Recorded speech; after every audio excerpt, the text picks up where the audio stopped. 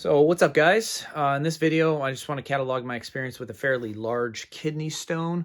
This is going to be the first of two videos that I'm going to share with you.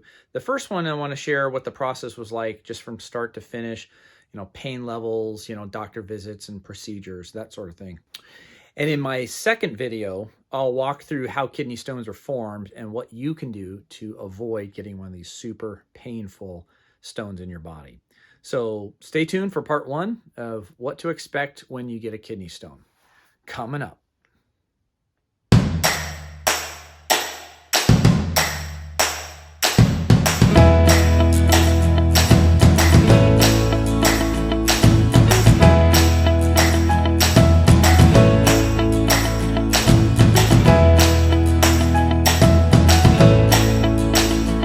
Well, thanks for joining another episode of Home Projects with Carpenter. My name is Andy Carpenter. I typically catalog DIY projects around the house.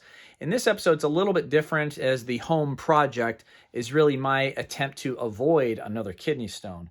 In this video, I want to walk through my saga from start to finish and just start with, the first time I felt pain, what events led up to getting that stone.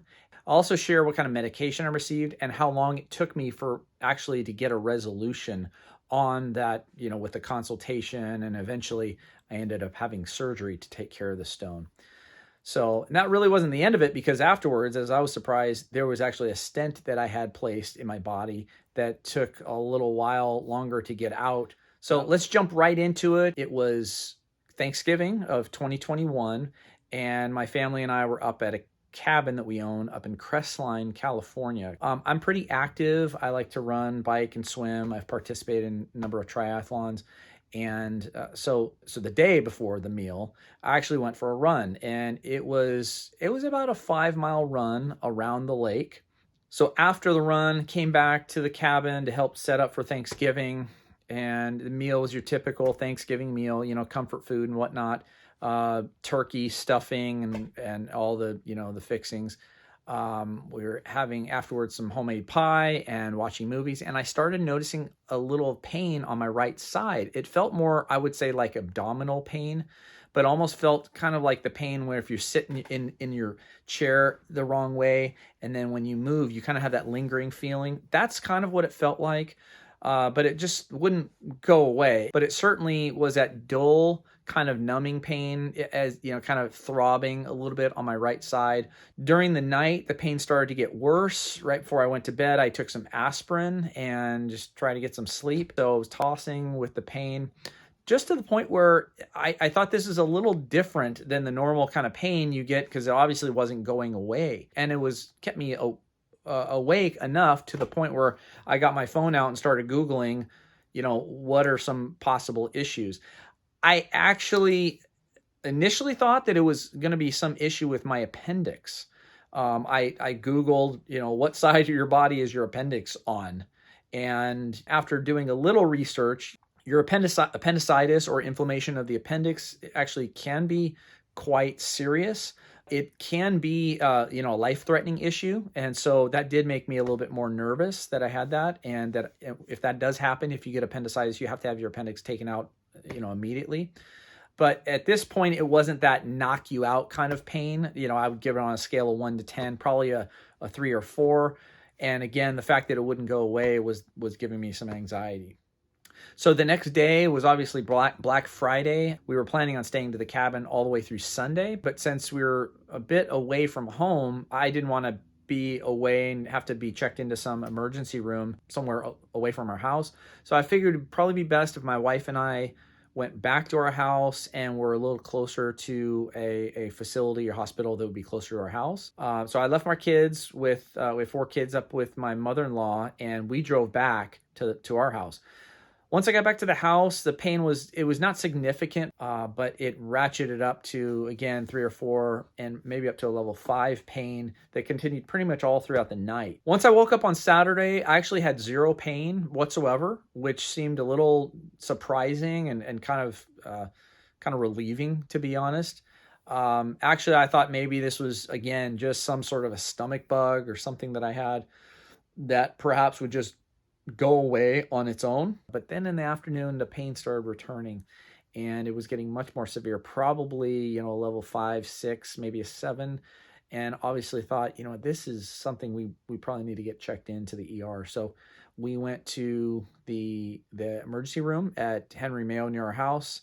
And that being a Saturday, unfortunately, it was much more busy. If we had gone on Friday, it probably wouldn't have been as crowded. ERs are typically very crowded, but being that a weekend, it did take us about an hour and a half for me to get checked in. And the pain was increasing so much so that as I was sitting there in the ER waiting room, I was probably up to a level 7 or maybe even 8. I actually threw up in the restroom at the ER waiting room, and I hobbled over the front desk, which I'm sure they see all kinds of people that are exaggerating their issues so that they can get checked in. I wasn't really exaggerating. I really did need, I told the waiting staff there, I'm just not going to make it. They probably thought I was exaggerating. I'm sure. Regardless, they got me in within the next 5 minutes or so, and then the next stage was starting an IV, but that was after another 30 or 40 minutes of just waiting on a gurney. Now, when I say that I was at level 8 in terms of pain, that's not an exaggeration. I was actually doubled over in kind of fetal position, laying over on my left side, almost, white knuckling on the side of the gurney in my luxurious half room, writhing in pain. If you haven't seen the Brian Regan comedy, stand-up comedy bit, I Walked on the Moon, you really should go check it out. I'll probably put a link to that whole video series he has. His opening bit is a similar instance where he goes to the ER and they give him morphine, which is exactly what they gave me. It was a fairly surreal experience, getting an IV with fluids and morphine and some other pain meds, and getting ready to be admitted for a CAT scan.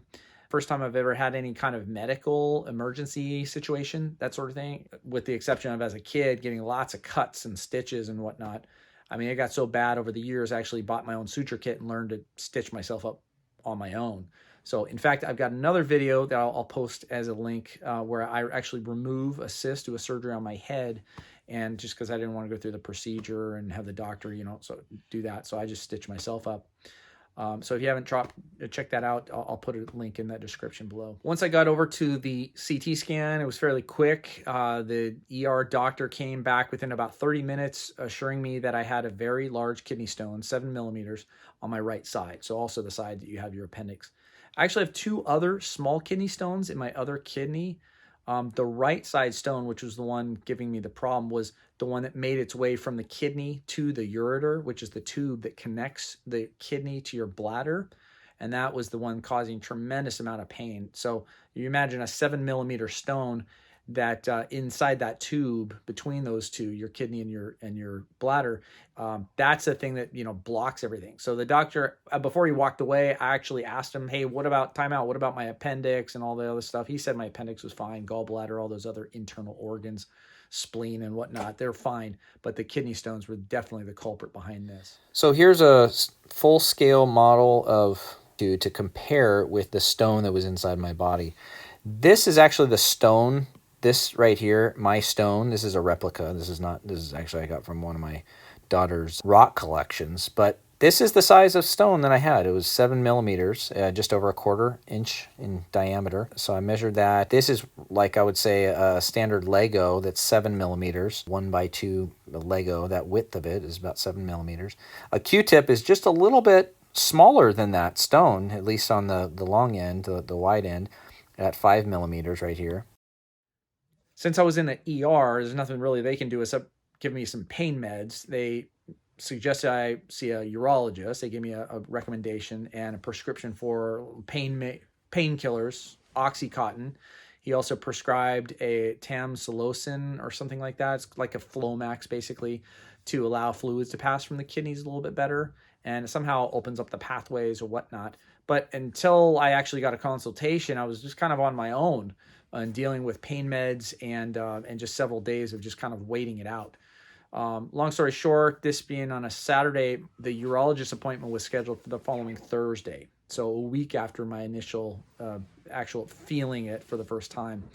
Urologist, a very kind man, he called me on Sunday and he told me about the Oxycontin. He said those are pretty strong and he suggested I don't take those as opiates are fairly addictive, try to limit the Oxycontin and just try to in favor of, Tylenol and Advil. That's what I tried to do. I probably took about between Saturday and Monday about 3 or 4 of the pills of Oxycontin. And honestly, they do take away the pain. I mean, completely. But like other painkillers, they tend to mess up your insides. So your whole gut, in essence, shuts down completely. And looking back on it, probably went 2 or 3 days without taking a dump. I mean, I really got nervous because I was so constipated. I'd never been that constipated before. I started on Monday night taking a whole bunch of, some sort of a smooth move tea, and I drank a whole bunch of prune juice and some magnesium pills my wife suggested. That was on Monday. And then by Tuesday morning, I had about the worst pain you can imagine, just in complete blowouts. So the constipation coupled with all the pain meds is really something you need to consider, not to overdo it on those. So this is Tuesday following that Saturday of the ER visit. And so my urologist told me on Sunday that the pain would actually come in waves. He said that sometimes they would be super severe and then sometimes they go away, which I actually did notice that to be true. So on one hand, I'd go to bed and I would have all kinds of pain. I'd wake up in the morning often, completely without any pain whatsoever. And then everything kind of settled down. Then you wake up and you do something that was active and the pain would come back and kind of in quite a wave of pain. So it tended to be this cycle up and down, really, really painful. Other times it wasn't that bad at all. So now by Thursday, so this is 1 week after the first, effect that I felt of it, that I actually had that initial consultation with my urologist, and he gave me some options in order to deal with it. So typically a stone between 1 and 5 millimeters is something that you can pass, albeit very, very painfully, but that and they'll pass on their own. And the painful process is passing it from the kidney to the bladder. Once it gets to the bladder, it tends to be not as painful to actually, eliminate it. But it's that tube, that ureter, that's the main component that is constricted so much. Since mine was on a 7 millimeter category, there was no way that thing was going to pass through. So basically just going to get lodged in there. And that's what the pain was for all those days and actually weeks, as it turned out. Definitely it wouldn't go away until it was eventually dealt with. So there's a couple ways they can deal with it. The first one is something of kind of an ultrasonic sound technology where they somehow put a pulse of sound wave, actually breaks it apart into other stone fragments, and then those end up getting, you end up having to pass those themselves. You usually get one shot at it because it's non-invasive. You just lay down or somehow you're on your side and they like blast that one time, and it's kind of a one-shot deal. But somehow that the problem with that method is that the fragments that are left over often they don't get pulverized into sand, and sometimes they get blasted into smaller fragments. Those fragments can actually end up being, something of, a 7 millimeter stone, for example, could, turn into a 3 millimeter, a 2 millimeter, a 2 millimeter with all those fractured faces. So they're fairly jagged and almost as painful, if not more painful, than the initial stone you had to begin with. So my urologist gave me this other procedure where they send a camera up inside your body with a laser and a basket and physically go inside, and they don't cut you up. So they go right up, through your pee hole, and you're completely out. You get a general anesthesia, and the process takes about 90 minutes. So that's what I ended up opting for. They go in there, they blast it.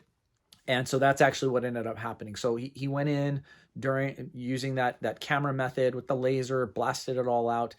So this is after my consultation on Thursday. So it was the following Tuesday was when my surgery was scheduled. So it was kind of like a week and a half after the initial pain was felt. They do end up going in there and leaving a stent in place after that procedure. So you come out with a stent in place. Coils in one side, and it goes all the way through to here, and it coils in that side. Coil itself, very small holes on it itself that allow some perforation so that the fluids and whatnot can actually pass in from the kidney itself, and then you have, you know, kind of a urine flow that flows, you know, through there, and then just gets, you know, that thing is just bouncing around down on that bottom end. The other little problem that you have is these little strings. There's actually two strings that kind of come outside of your unit there, and so that's what's used to pull the stent out. So this right here is the actual stent. So they leave that in place. So the stent lets the ureter kind of, you know, heal up and kind of come back to kind of normal. I have to say that the surgery was obviously pain free. You know, I mean, they just put you under. I came out with no cuts or holes in me, but you do have the residual stent that's in place. That's actually quite uncomfortable, and it's not so much because it's inside your body, as you know, it's a plastic tube. And I'll show you a piece of mine in a second. It actually, the most uncomfortable thing is that is related to the extraction method. What I had was they just have a couple strings that are attached to that stent, and they are, not to get too graphic, but these strings are just, they come out of your pee hole, and they're dangling out the entire time you have that stent in place. So, you know, surgery was on a Tuesday. I got it taken out on the following Monday. So it was 6 days later. This string is just kind of hanging out of you, and it feels like you're, you know, freaking Frankenstein. And it's obviously a very sensitive area down there, but so sensitive. I mean, the best way I can describe it, imagine like almost like hanging a razor blade tied to the tip of your dong. I mean, that's really how it felt the entire time. I mean, throughout the whole almost week leading up to them removing it, it felt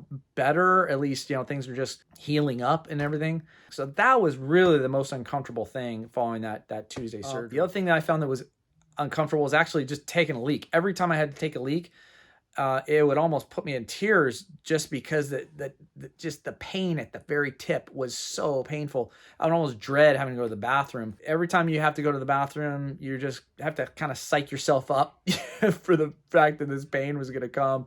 And eventually, once you started actually peeing, the pain would pretty much go away.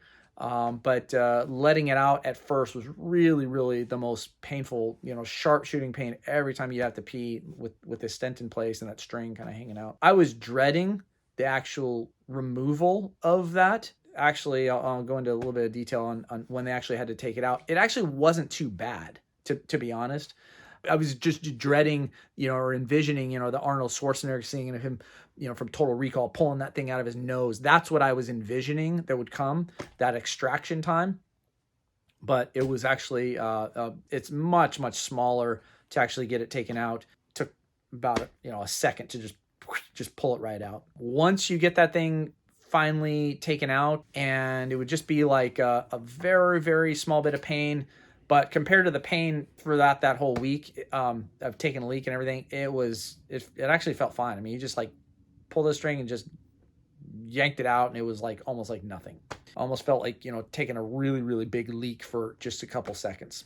I have to say, after the stent was out and removed, I felt like 100 times better. And probably the best night of sleep of my life, you know, just at least in the last 3 weeks by comparison. You go back to normal functions, exercise normal, everything you can pretty much imagine is back to normal. I did feel like it was a little itchy, kind of, and I think that was just because the string was kind of rubbing inside there. But, you know, by Tuesday, I was, you know, back at work like normal.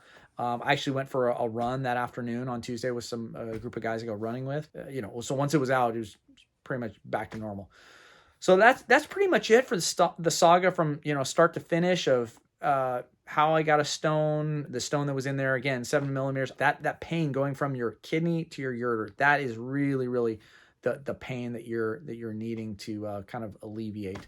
So again, thanks for watching. If you get a chance, click on the link to my other video, which shows how kidney stones are actually formed, what they're made up of typically, and what are some diet items that you can eliminate or add to, and they'll help you avoid getting kidney stones in the future. So again, thanks for watching, and we'll catch you on the next one. You know, that was inside my body.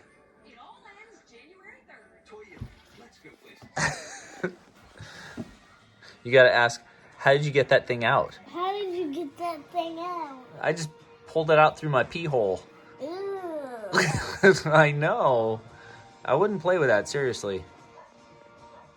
Is this like a wire? It's called a stent.